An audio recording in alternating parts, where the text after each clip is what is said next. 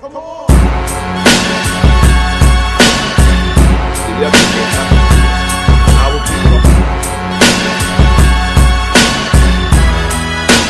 If you're interested in promoting your brand, business, or talent right before each video that we do here on Hip Hop News Uncensored, email us right now at advertise@hiphopun.com. That's advertise@hiphopun.com. Get your brand, get your business, get your talent in front of millions of people right now. Email advertise. Talk about your legendary battle with LL and how that So went what do you down. want to? Okay, certainly. What do you want to know about it? Because you know that's been talked about infinitum. Like, what is that? What was that? That was 97, 98. That was early. So and it's 2022. So what do you want to know about it? Because I know I done said everything about that can be said. Right. You know what I'm saying? Backstory. I heard different versions of the story. Give us the right version if you can of the story. I already said, like, just like I said to Pete Rock, like, yo, L, man, I got love for you, L, and I love you as a brother. Like, you understand what I'm saying? Like, I don't have, just think about it, man. Like, I'm artists in my peer group, like, we're like, what, half a century in now, right? Everybody's touching the 50 number, right? It's like a Disney anniversary or something. Right. We're supposed to have, for rappers, we're supposed to have, my peer group, and even the guys before us, they're supposed to have, it's like a globe with a star to come up, and it says like 35 years, right? Yeah. It's like a trophy, dog. Where the trophies at, man? You know what I mean? Instead, their trophies is not y'all, because we here building, but for the destroyers, the destroyer droid says destroyed till you destroyed. Droid says you destroyed till you destroyed. You know what I'm saying? But look, what we trying to build, and yeah, man, you know, narrative, man, it's everything. But what do you want to know about second round? I'll tell you anything. What do you want to know? Anything. I mean, so with the story, did he I guess you guys supposed to do a song together, right? 4, 3, 2, 1 together on the same song, right? You said something on the song, you know, that he didn't like. He asked you to take out the verse. You took the verse, you took it out the verse, right? And then he did a diss song to you. Is that how it went? Sort of, kind of. You know what? I know I talked about that infinitum. However that happened, man, there's no way I can remember it in detail, but I can't remember that in detail. But I can speak on, like, when I did the record, it was like a big deal to do it, but I didn't go to the studio. You know, Jamel had brought me to the studio, one of the homies, man, you know, from Brooklyn, and brought me to, it was like Def Jam or Violator. And so, you know, Irv Gotti was there. He hadn't even started Murder Inc. yet. He was the one of the, you know, main chief, you know, just like enablers for everything that came DMX, you know. Inside the Def Jam, there was a like a chalkboard, and you know, had a magic marker across it, like an instructor's room, but it was called the War Room. That's what Def Jam called it. I was never on Def Jam. I was on UMG, Universal Music Group Home Entertainment. But yeah, they had a conference room called it the War Room, and they used to go in there, and they had everything that X ever did on like the left side of the board, and on the right side of the board, they had everything that I did, and it was like dated and chronologically, right? Time, you know, Def Jam was an empire. They were a machine, you know, kind of like how Death Row was, and then Bad Boy. Like, there were certain labels that were machines. Raucous too, you know, even up to today, Rhyme Sayers Get Busy, they do their thing. It's a lot of things about when I was introduced, you know, into the studio, got there. You know, Chris Lighty was there, right? That's like a hip hop. That was like, you know, that at one time that was our president of hip hop. So it was to me, all that happened was kind of like, it was just, everything was supposed to go the same way.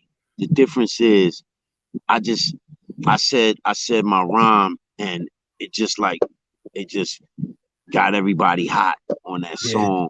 You know, the producers, they did things. Everybody just went, but kind of like how this little past week went with all that craziness. Right. It had legs of its own, and it took off. And I'm kind of you're powerless to stop it. What you can do, what a lot of folks do, is they end up jumping to the negative side of it. You know what I'm saying? Because this is an electron world, man. This is all you wake up with negativity. You have to turn it around. You have to pivot. You have to make it better. If you leave it alone, it's gonna grow from bad to worse, right? But you can't throw gas on an open flame. And that's what, all the way back to the magazines, hip hop, they were always creeping on us with that. But now they got us. And the one thing that we were able to do initially was self-governance, man. And we didn't have that.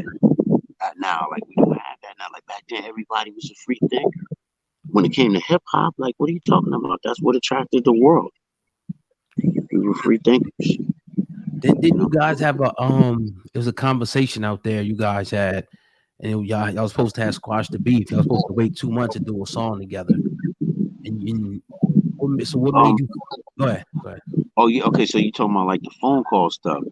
Yeah. Well, so the phone call was done before the track came out. The track had already been recorded, but it was before the track came out. Okay. So the phone call was, to me, it sounded like it was just like a plea to, like, yo, come on, man, don't play me like this early. Let me fucking get out and make some noise. You know what I'm trying to say? Yeah. If you listen to the phone call, like how that was, the cadence of it, the nigga was damn near crying. Yo, man, don't do it, right? Yeah. Man. You hear me? For the hip hop, love hip hop like that, and I got so far in terms of, I knew I was gonna come with an album. I knew I was signed. I knew. You understand what I'm trying to say? Mm-hmm. But what I was saying a little bit earlier about that war room is, it was always bigger than I could have ever, than anybody on my exact peer group could have known. Right? So now, all these things, we got to look at the big picture. But you can continue. You continue about the second round. What else? So LL song. Right. You heard his song. I forget the name of it right now. Canibus, yeah. When you heard that, how'd that make you feel? Because that was after you dropped your song, then he dropped his song. So how'd you feel when you heard that? No worries, boss. You say what now? I said LL song. Yeah. What about you? After you dropped yours, how'd you feel when you heard that one? How'd you feel? How'd you react to that? I can't even remember how I felt, man. Like, you know what I mean? Like, I don't know whether I was a 10 or, or 10.1 or 9 or 5. I definitely wasn't, anything lower than like a 3, but I really don't know how I felt. There were times during that where I just felt numb. Like, is this for real? Plenty of times, man, but yes, indeed, it was real. And this whole game is real. And it's surreal as well, even more so. The whole thing is that, yeah, man, L's a big artist though, man. Like, y'all talk about him like it's like back in the day we used to have this thing like, yo, get off my job. Like, you know what I'm saying? Like, that's how they used to rhyme back then. Get off my job. And you know what? Y'all been on a nigga jock, man, for like 40 years, man. Huh? Do you think you beat him? A lot of people said you beat him in that battle. It's not even, how can you beat something that, like, you're a part of? Exactly. I'm trying to see, that's what I'm saying. Like, everything for me in rap is a tether of sorts. I feel like it's all connected and interconnected. It's being perceived the other way around, and it's starting to me, I guess it's starting to sound like I'm starting to lean more towards the idea that everybody's fragmented now. So, everybody got their own Twitter page, their own Instagram, their own YouTube page. So everybody is like entertainers, if you will. Like, every single one of you are entertainers.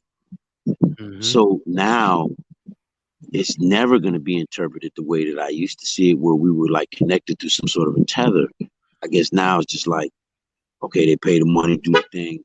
They want to know this, tell them what it is. So, okay, did I beat him? I think I beat him. Man, you know what? At the time, nobody was saying that my record was the Really? was no, people loved it, but nobody was saying that it was no, like it didn't win like Battle of the Beats or Pump It or Dump It, or it like went all the way and then lost on the last day. You feel me? Or everything that was big, like it went like all the way -1, you know. So of course, no matter how I really felt, it was still already predetermined, which means that of course I had angst at times, I had bewilderment, I had confusion, I had, you know what I'm saying, I had good times too. You know what I'm saying? There was times when I felt like, man, yo, I got hip hop, I got the rock now with the hip hop. You know, but that's that's like 20 odd years ago, man. Like, you know what I'm saying? We all half a century in or more from my peer group now. Yeah. So I think it was good for hip hop in the sense that there was no violence attached to that, Joe. Like real rap, man. And that's what I think. I think that's what we loved about it at the time, because we were so bred on competition, and here it is. We deserved it. Rapper comes and gives everything he has and really knocks at the door one of the greatest of all time. He did that, you know what I'm saying? And we appreciate that for hip hop, because nobody died, nobody got hurt. Lyrics. Not over that. You know what I'm saying? It was a dope thing. We don't get to see that